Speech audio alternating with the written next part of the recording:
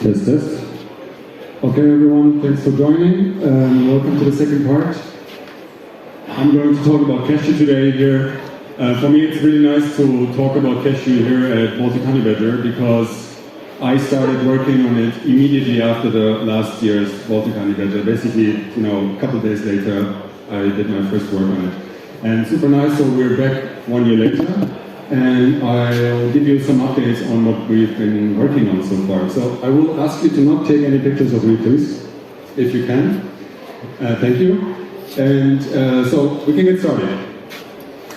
We've seen in the last couple talks some really nice non-custodial ways of fixing Bitcoin's layering structure. I remind you that we saw ARC, for example. These things qualify as layers of Bitcoin in my mind.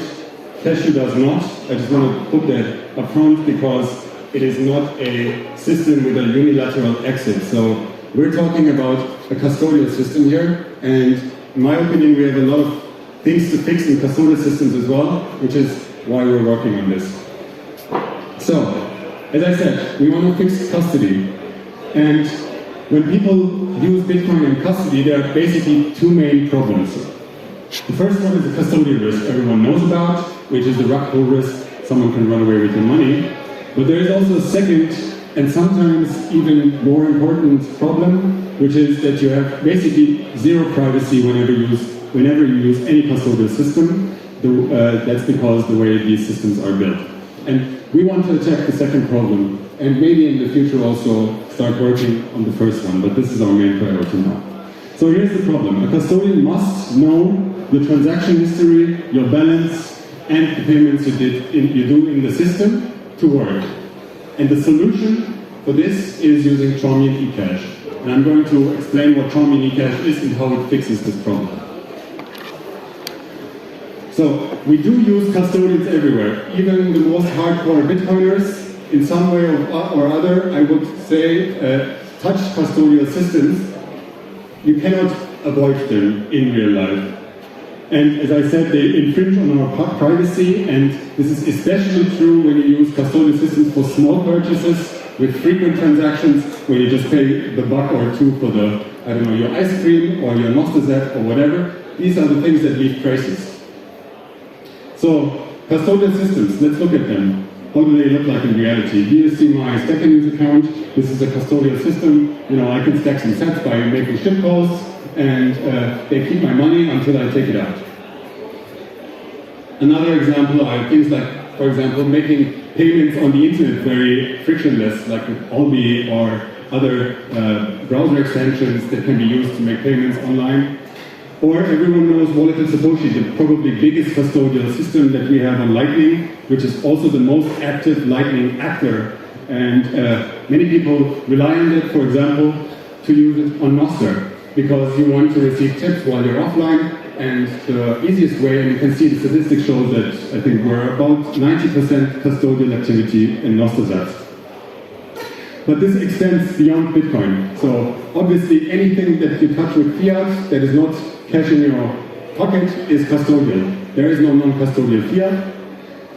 But when you use fiat, and even if you use Bitcoin for this, you make purchases for stuff that you will get in the future. And there are many things, many examples where this is the case, right? You pay a subscription for New York Times, or you charge your balance on the website so you can click through the paywalls, for example. It's a custodial system. Netflix is also a custodial system in that sense, right? So you buy the service in the beginning of the month, and then as you use Netflix, they kind of deduct your credit from your account just in one go, but there's still this extended period of trust where you trust that they will not run away with the service. Okay, so here's how every custodial system works that I've ever seen. So we have three actors, Alice, Bob, and Carol. Alice and Carol are both two users, and Bob is the bank. And when Alice wants to send Bitcoin to Carol, they ping Bob and say, hey, I'm Alice, and this is Carol, I want to send 1 Bitcoin. And this custodial system requires now both of these actors to have an account with it, and then checks on a database, basically where all the entries and the transactions are. First, does Alice have a balance that is high enough to do this transaction? And if this is the case, it just adds 2 new entries. Minus from Alice, plus to Carol, transaction is complete, Carol gets a ping and knows that the balance is updated. So this is to signify or to illustrate that a custodial system must know these things. So it's not because they're evil. We don't know of any other way of doing these transactions, basically, without the knowledge of everything that you see here, except for Chaumian ecash. So Chaumian ecash works differently. We have, again, the same set of users here, Alice and Carol. Now, Alice wants to send one BTC to Carol, and instead of talking to the mint in the middle, Bob, she can talk directly to Carol, and what she does is she pulls out some piece of data that is the ecash. You can imagine it as a piece of digital data stored on the drive. It is the money, it's not a key to the money, it is the money. And you send this money over any communication channel. It can be, if you saw caching strings like these long strings, for example, this is ecash, and you can send it over SMS, Twitter, or Telegram, or whatever you want. And then, obviously, because it's digital data, it can be copied, so how do you prevent double spend? And in order to prevent double spend, you need one round with the mint, where Carol then takes it, sends it to Bob, and then Bob does the following. It checks that the signature that Bob gave to the token previously is okay, and that it has never seen this token before. So it looks at the database and puts the token into the database and knows that I've seen this token now once, creates a new token and sends it back to Carol. So if you got this dynamics now, you got Chaumian ecash. This is basically, without the cryptography, the dynamics, what happens when you do a transaction. In order to complete it, you need this one round with the mint. So here are the properties of ecash, why it is interesting or different from other systems. First of all, it's basically completely, no, it's not completely, I would say it's best of the class privacy.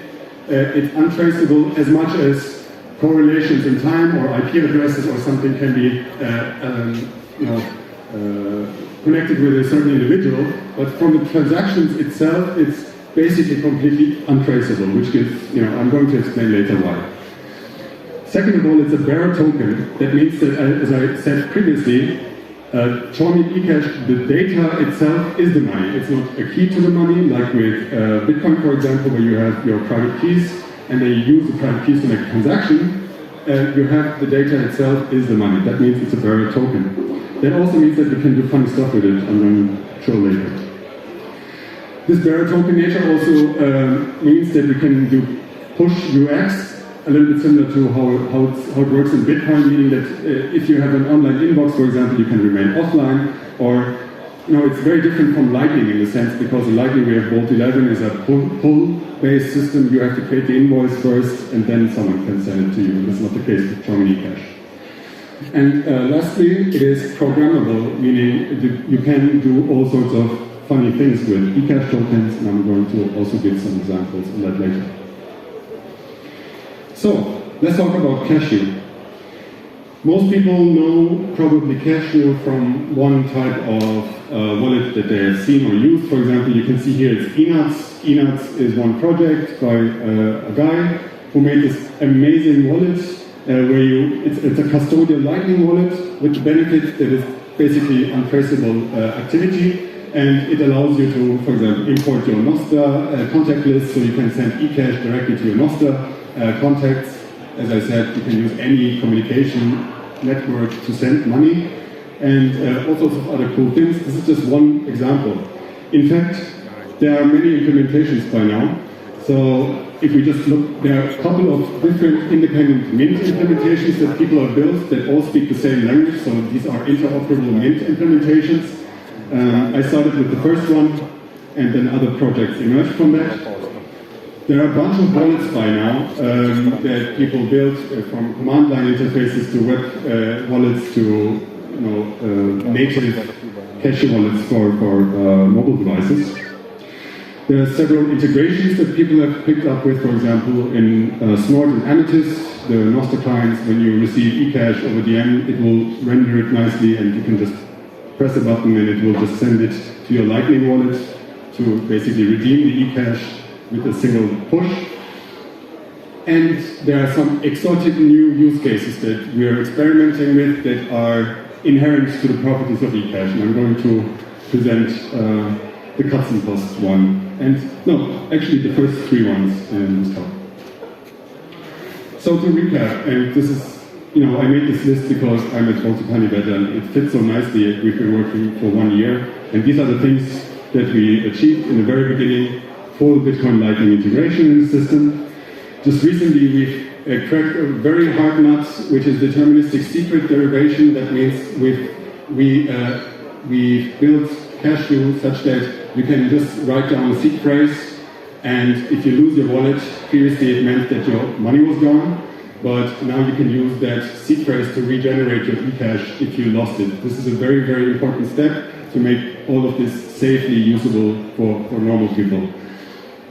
We've implemented programmable ecash spending conditions I'm going to talk about later.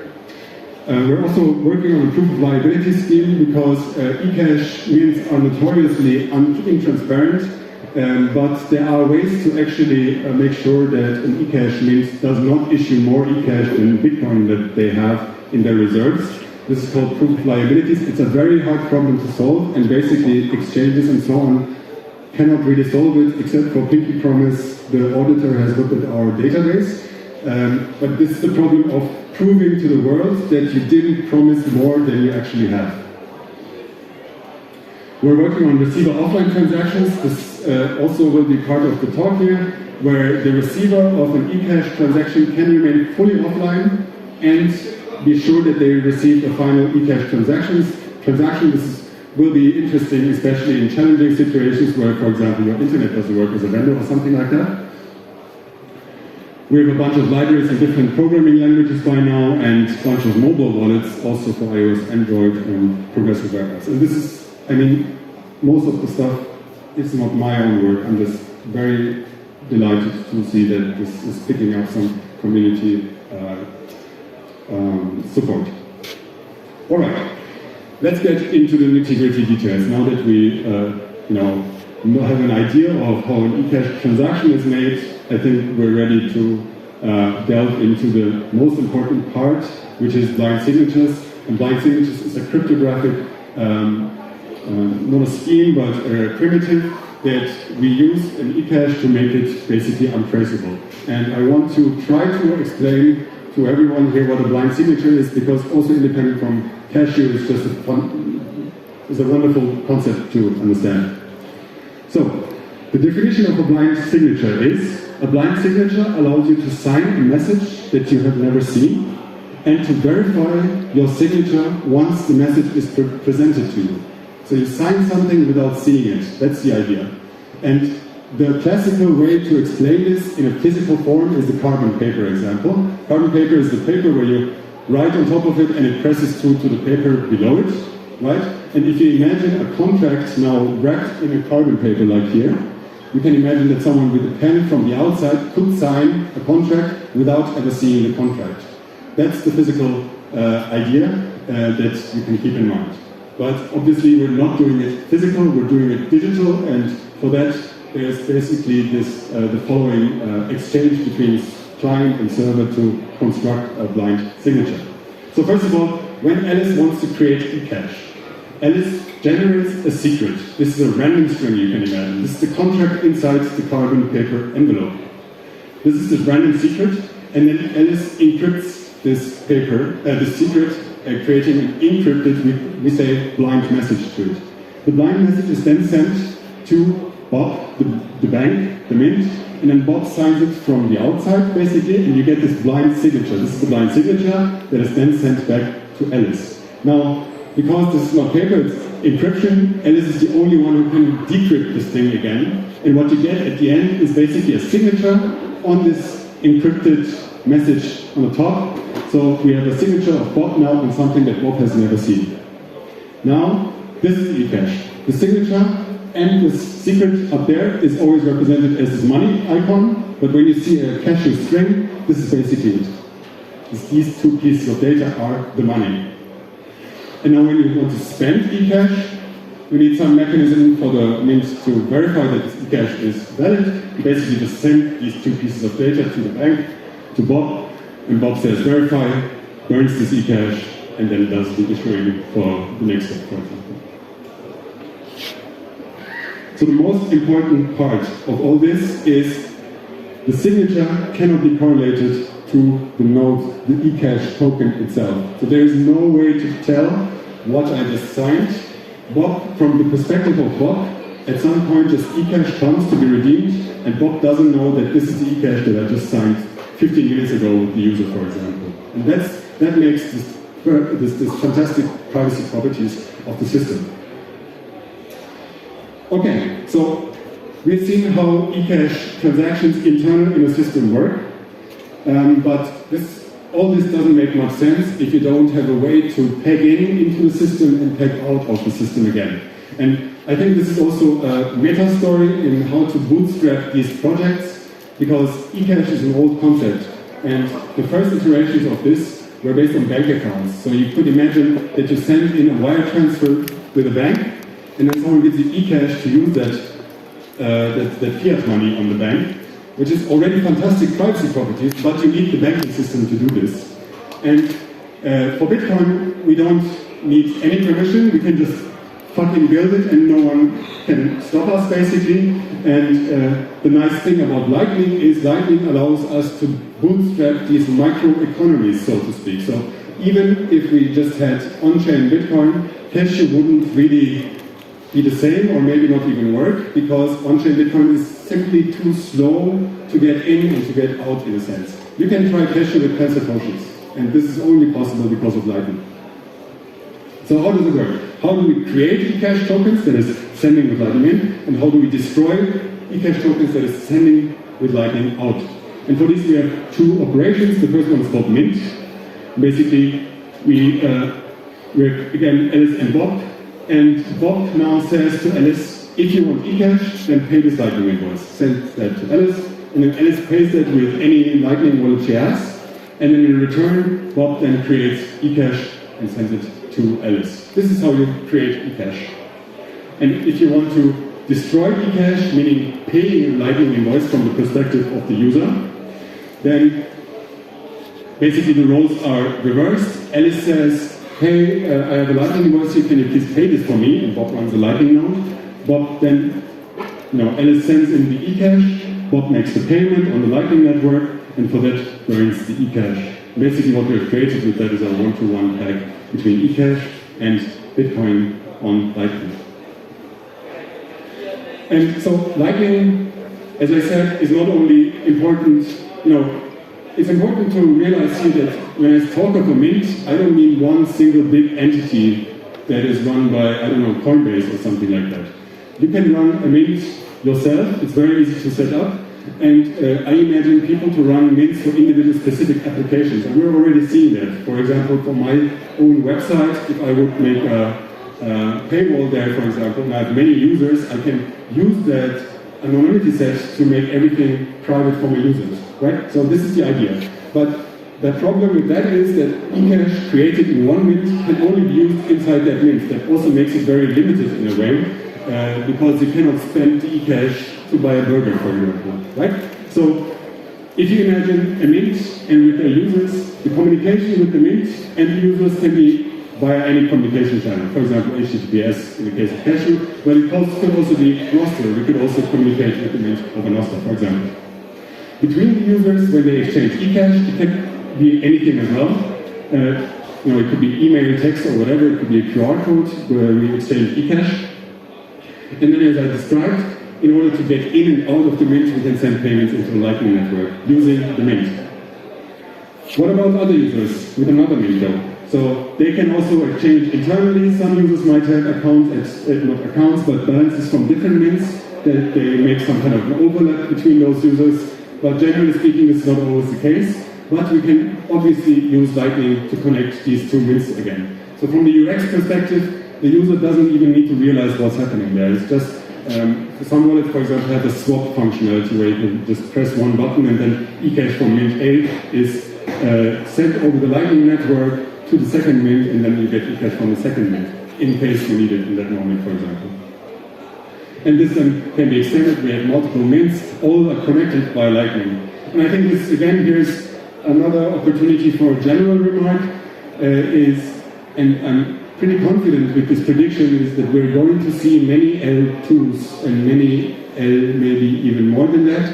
But it seems to be that the ecosystem is converging on Lightning as the connecting factor between those things. And this is, Lightning is perfect for that. Even in a case where the fees are so high that people say Lightning won't be used anymore because channel code, blah, blah, blah, blah, blah. Still, it means that for large amounts as well, this can be very, very useful to connect, for example, an ARC with, some CTE surf chain to Liquid, to Cashew, to Fedimint, and so on. And in the middle will be Lightning. I'm pretty confident of that because Lightning is insanely fast and by now very, very reliable. Okay, let's get to programmable ecash. So what is programmable ecash?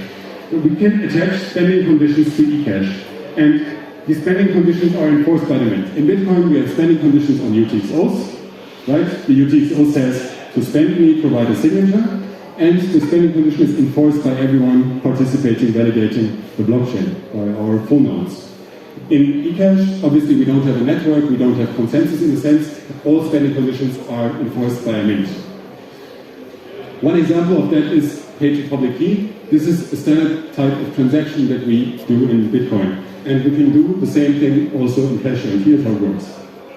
So pay to public key is the following. We have Alice and Carol, and now instead of sending just ecash over, SMS, Carol now generates a private public key pair and shares the public part of it with Alice. And this is very similar to generating a Bitcoin address. You could even say it's the same. So Alice generates this lock.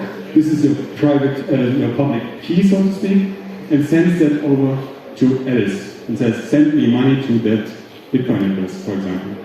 Now what Alice does is takes ecash from their wallet and remints it such that there is now a lock attached to that ecash. She can attach the lock to the ecash similar to how we lock a UTXO and then send the locked ecash to Carol.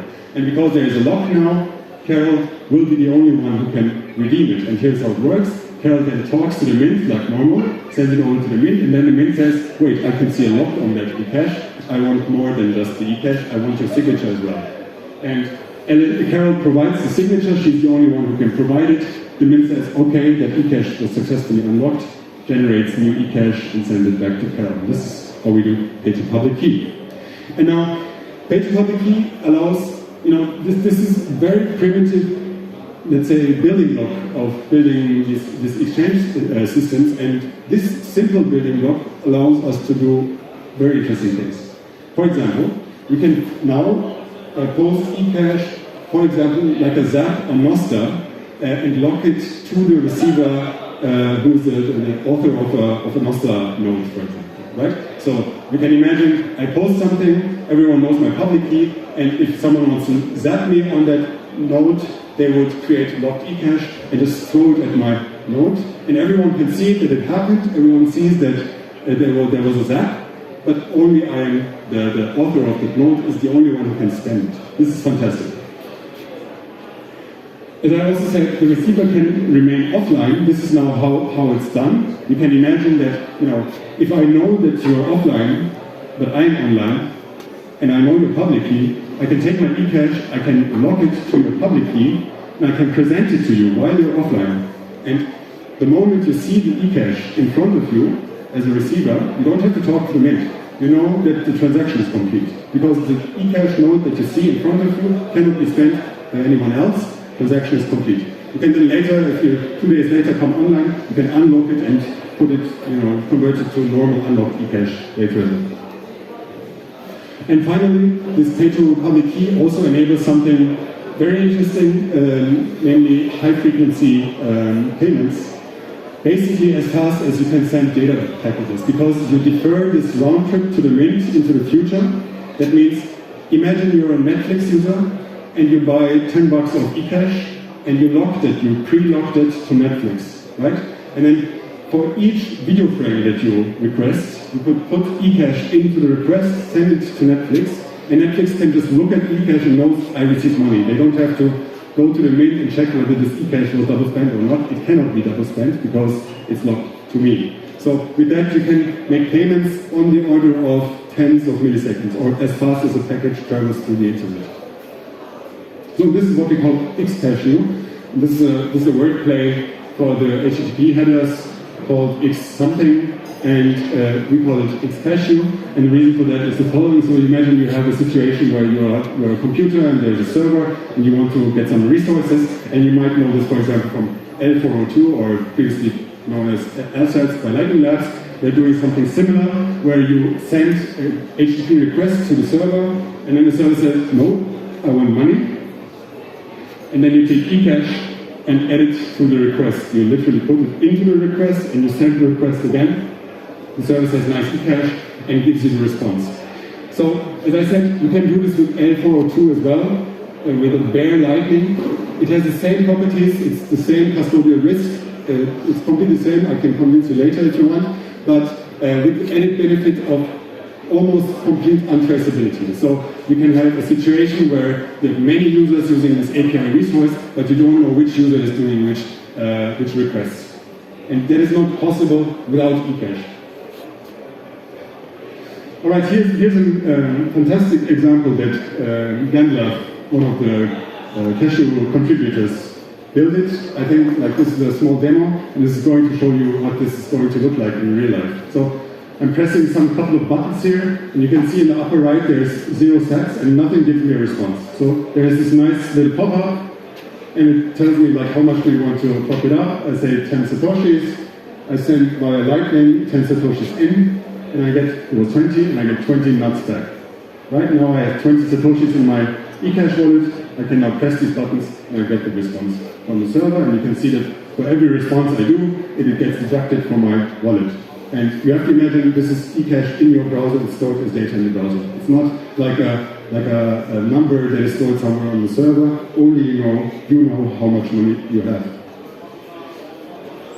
Another example of how we can do that, or what we can do with this, is onion routed ecash, and this is pretty fucking crazy. So imagine you want to use a system like Tor or Cuts and Posts. Cuts and Posts, for those who don't know, is a mixnet service. It's basically Tor on steroids. It's a mixnet that conceals your traffic, but also with mind, they keep the NSA in mind. They basically add so much decoy traffic that a global observer is not able to correlate packages to individual users anymore. That's the idea of Cuts and Posts. So, but in principle it works similar to Tor, so you have source-based routing. And imagine you want to use these services that are hardcore privacy services. What payment mechanism do you use for a hardcore privacy service? Like, what is good enough for a service like this? And especially, what is fast enough for a service like this as well, right? Well, I mean, Lightning could be one way of doing this, because sender privacy is excellent in Lightning. Receiver privacy is not. And for some people that's more important. So the idea is here to add ecash into the request itself, similar to as what I've showed before. But the idea squared here is that we can also wrap ecash inside onions, like data packages routed through Tor. So this is a work in progress that we're integrating into Cuts and Posts mixnet. You can think of, you have your data package now, this bunch of onion layers, and inside in the middle that's the actual request that you want to do, and it's encrypted multiple times. And with each encrypted layer, you also add a bunch of ecash to it. And then you encrypt it again, and you add some ecash to it, and so on and so forth. And what this means is that once you send this onion now over the network, every participant in the line can take out some ecash, get their own payment, and forward it to the next hop, and such until the actual package reaches its destination. So that was my talk. Basically, I would love to talk to people who want to contribute to this. We need contributors. If you're a coder and you got interested, please just talk to me after the talk or write to me online. Especially if you're a programmer of one of these languages, we're building libraries where you can happily contribute. But we're also experimenting with UX in general, because ecash works very differently from the things that we used previously. So there are some UX challenges that need to be solved there as well, which are, let's say, unexplored territory. So if you're interested, then you can just ping me. And if you want to learn more about Cache, you can go to cache.space. Here is also a QR code to the Nutstash wallet that someone else made. It's an excellent web wallet that you can just try.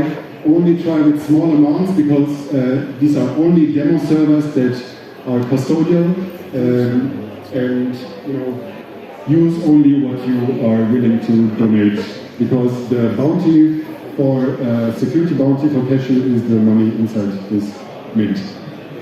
So may the Nacht be with you. Thank you for your attention. And